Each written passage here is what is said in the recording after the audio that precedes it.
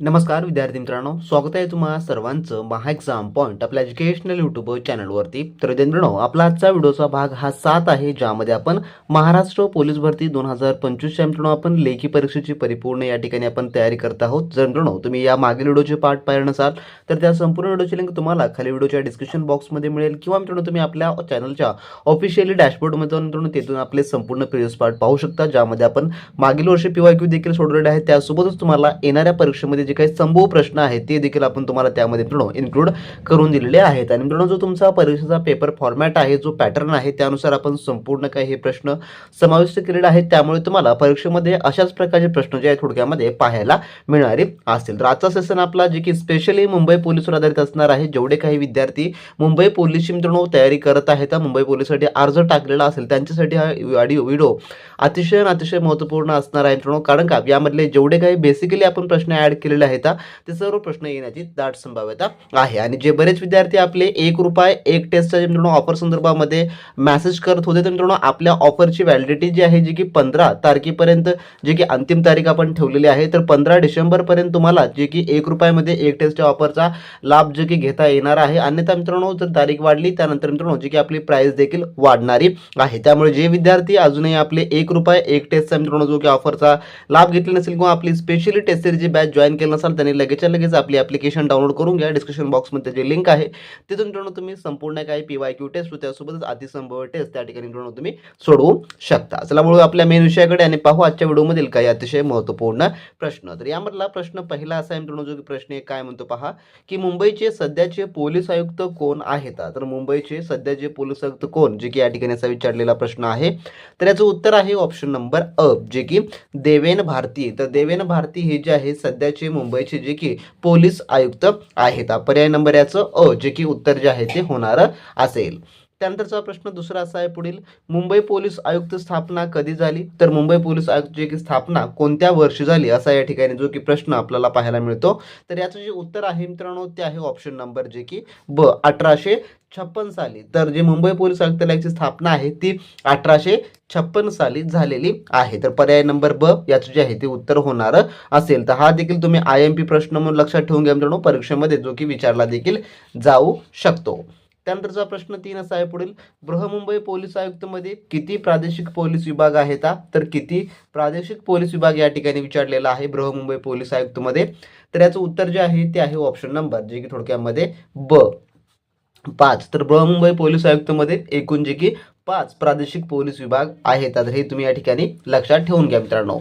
त्यानंतरचा पुढील प्रश्न जो की प्रश्न 14 असा आहे, लोक आयुक्त हे पद महाराष्ट्र राज्यात कोणत्या वर्षी अस्तित्वात आले? तर लोक आयुक्त हे पद म्हटलेलं आहे. तर याचं जे उत्तर आहे ते आहे ऑप्शन नंबर जे की ड, 1972 साली जे आहे थोडक्यामध्ये हे पद जे की अस्तित्वात आले. तर महाराष्ट्र सरकारने महाराष्ट्र लोक आयुक्त आणि उपलोकायुक्त कायदा जे की 1971 अंतर्गत जे आहे 1972 मध्ये लोक आयुक्त हे पद जे की अस्तित्वात आणले, ज्यामुळे भ्रष्टाचाराच्या तक्रारीची चौकशी करण्यासाठी हे जे आहे थोडक्यामध्ये पद आहे. त्यामुळे याचं उत्तर काय होईल, जे की पर्याय नंबर ड हे जे आहे ते उत्तर होणार असेल मित्रांनो.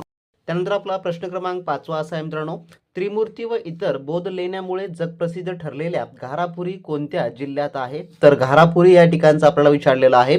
तर याचं जे उत्तर आहे ते आहे ऑप्शन नंबर जे की अ, मुंबई. तर मुंबई या जिल्ह्यामध्ये जे आहे थोडक्यामध्ये ही घारापुरी जे की लेणी आहे. तर मित्रांनो जे की जिल्ह्यानुसार जर तुम्हाला लेण्याविषयी परीक्षेमध्ये जर प्रश्न आला तर मित्रांनो त्यामध्ये कन्फ्यूज होऊन जायचं नाही, कारण का महाराष्ट्रातील अनेक जिल्ह्यांमध्ये जे की प्रसिद्ध लेण्या आहेत. ज्यामध्ये सांगायचं झालं तर मुंबई जिल्ह्यामध्ये जे की कानेरी लेणी आहे, घारापुरी लेणी आहे, त्यानंतर मंडपेश्वरी लेणी आहे, महाकाली लेणी आहे, त्यानंतर मागाठाणे लेणी आणि जोगेश्वरी या संपूर्ण जे आहे जे की मुंबई या जिल्ह्यामध्ये आहेत. तर दुसरी गोष्ट सांगायचं झालं तर ठाणे जिल्ह्यामध्ये देखील यापैकी आपल्याला कोणतीही जी की लेणी जे की संबंधित नाही, त्यामुळे ठाणे जिल्ह्यावर आधारित तुम्हाला बहुतांश प्रश्न येणार नाही. परंतु रायगड जिल्हा आपण पाहिलं तर रायगड जिल्ह्यामध्ये जे की आहेत महाराष्ट्रातली काही महत्त्वपूर्ण लेण्या, ज्यामध्ये कुंडा लेणी आहे, कोंडाणा लेणी आहे, त्यानंतर गांधरपाल्य लेणी आहे, त्यानंतर ठाणे लेणी आहे, त्यानंतर कांबरे ही जी की लेणी आहेत जे की रायगड या जिल्ह्यामध्ये येणाऱ्या आहेत. तर असं महत्त्वपूर्ण लेण्या आणि जिल्हे जे की तुम्हाला माहिती असणं इम्पॉर्टंट आहे, ज्यामध्ये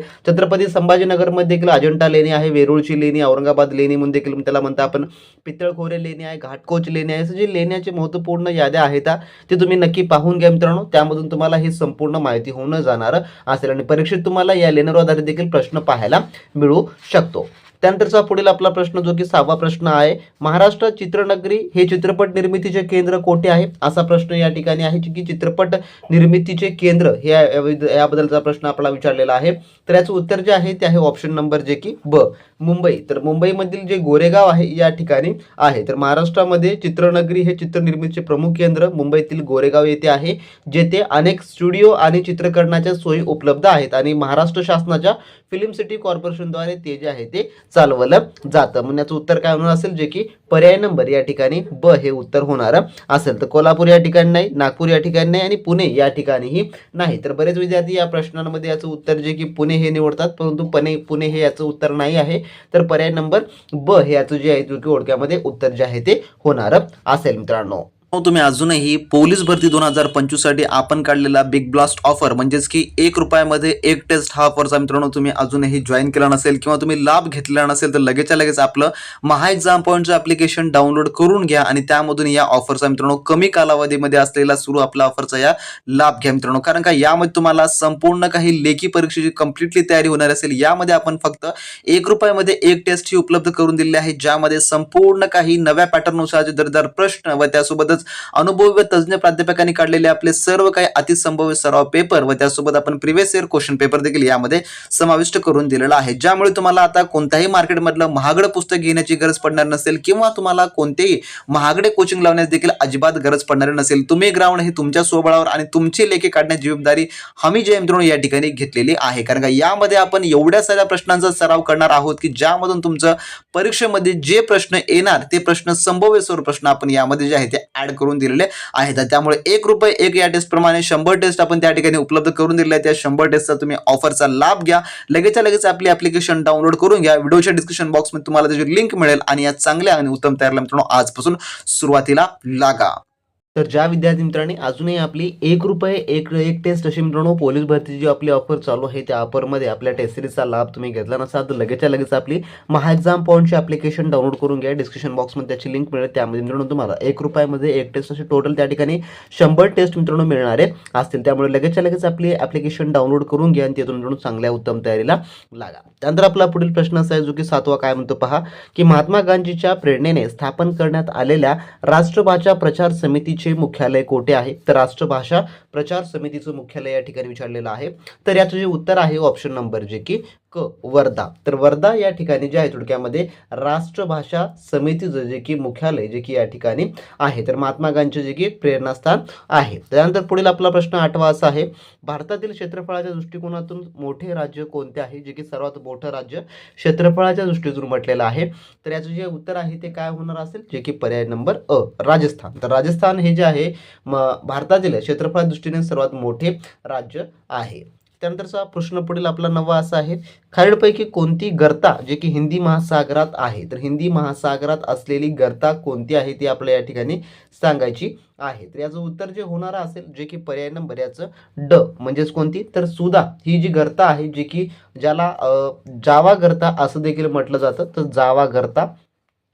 जावा गर्ता ही जी आहे थोडक्यामध्ये हिंदी महासागरामध्ये आहे. तर हिंदी महासागरात असलेली एक प्रमुख गर्ता ज्याला आपण जावा गर्ता आहे असं म्हणतो, ही जी की जगातील सर्वात खोल गर्तापैकी एक असून ती याच महासागराच्या दक्षिणेस ऑस्ट्रेलियाच्या पश्चिमेस जे की स्थित आहे आणि ही हिंदी महासागरातील सर्वात खोल बिंदू काय, तर खोल बिंदू या ठिकाणी आहे. तर हे बाब तुम्ही या ठिकाणी लक्षात ठेवून घ्या. तर बाकी सांगायचं झालं जे की मरियन गर्ता, तर मरियन गर्ता ही जगातील सर्वात खोल गर्ता आहे, परंतु ती हिंदी महासागरात नाही. तर ही कोणत्या महासागरात आहे, ही पॅसिफिक महासागरामध्ये आहे. कोणत्या आहे, तर ही पॅसिफिक महासागरामधील आहे. तर तुम्हाला पॅसिफिक महासागरात रिगार्डिंग क्वेश्चन जर आला तर त्यामुळे तुम्हाला ही मरियन गर्ता लक्षात ठेवायची आहे. या ठिकाणी हे 2 गर्ता इम्पॉर्टंट आहे ते तुम्ही लक्षात ठेवून घ्या मित्रांनो. त्यानंतरचा पुढील आपला प्रश्न 10वा काय म्हणतो पहा, की पानिपतची तिसरी लढाई कोणत्या वर्षी झाली. तर इसवी सन या ठिकाणी आपल्याला सांगायचं आहे. तर कोणत्या वर्षी या ठिकाणी झालेली आहे. तर याचं उत्तर आहे ऑप्शन नंबर क, जे की 1761 साली जी आहे पानिपतची तिसरी लढाई या ठिकाणी झालेली आहे. तर पानिपतची तिसरी लढाई 14 जानेवारी जे की 1761 साली झालेली आहे. तर कोणाकोणामध्ये, तर मराठा आणि अफगाण आक्रमणकर्ते अहमद शाह अब्दुल्ली यांच्यामध्ये जे थोडक्यामध्ये झालेली होती तिसरी लढाई. त्यानंतरचा प्रश्न आपला पुढील 11वा असा आहे, जो की काय म्हणतो पहा. भारतीय संविधान कोणत्या वर्षी स्वीकारण्यात आले? तर भारताचे संविधान जे आहे कोणत्या वर्षी स्वीकारण्यात आलेलं आहे? तर याचं उत्तर आहे ऑप्शन नंबर जे की 26 नोव्हेंबर 1949 रोजी जे आहे ते स्वीकारण्यात आलेलं आहे. तर भारतीय संविधान 26 नोव्हेंबर 1949 रोजी संविधान सभेने स्वीकारलं आणि जे की ते लागू जे आहे थोडक्यामध्ये 26 जानेवारी 1950 पासून पूर्णपणे जे की लागू झालेला आहे. तर स्वीकारलेला हा दिवस आहे आणि लागू झालेला हा दिवस आहे. तर दोन्ही दिवस इम्पॉर्टंट आहेत, लक्षात ठेवून घ्या, कारण का प्रश्न तुम्हाला कोणत्यावर बी विचारला जाऊ शकतो. त्यानंतर प्रश्न 12वा, महाराष्ट्र राज्याच्या विधानसभा सदस्यांची संख्या किती आहे? तर विधानसभा या ठिकाणी विचारलेला आहे.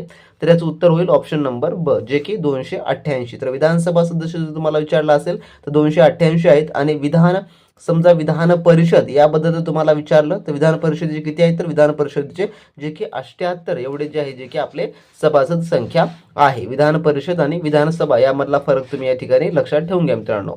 त्यानंतर 13वा प्रश्न, जालियनवाला बाग हत्याकांडाच्या निषेध सर ही पदवी जे की कोणी परत केली? तर निषेधात जे आहे सर पदवी कोणी परत केली यापैकी? तर याचं उत्तर आहे ऑप्शन नंबर जे की ड, राजेंद्र प्रसाद यांनी जे आहे थोडक्यामध्ये जे की ही पदवी जे की परत केलेली होती. पर्याय नंबर याचं जे की ड हे उत्तर होणार आहे. तर जालियनवाला बाग हत्याकांड कधी झाला होता? तर तो झाला होता 13 एप्रिल 1919 या साली जे आहे थोडक्यामध्ये जालियनवाला बाग हत्याकांड जे की झालेला होता. त्यामुळे हे प्रश्न इम्पॉर्टंट आहे, या ठिकाणी लक्षात ठेवून घ्या. पर्याय नंबर याचं उत्तर ड हे होणार असेल. त्यानंतर आपला प्रश्न 14वा आणि लास्ट क्वेश्चन जे की क्वेश्चन फॉर यू म्हणजे की तुमच्यासाठी आहे. पहा काय म्हणतो, भगवान गौतम बुद्ध यांचा जन्म डॅश कोणत्या ठिकाणी झाला खालीलपैकी?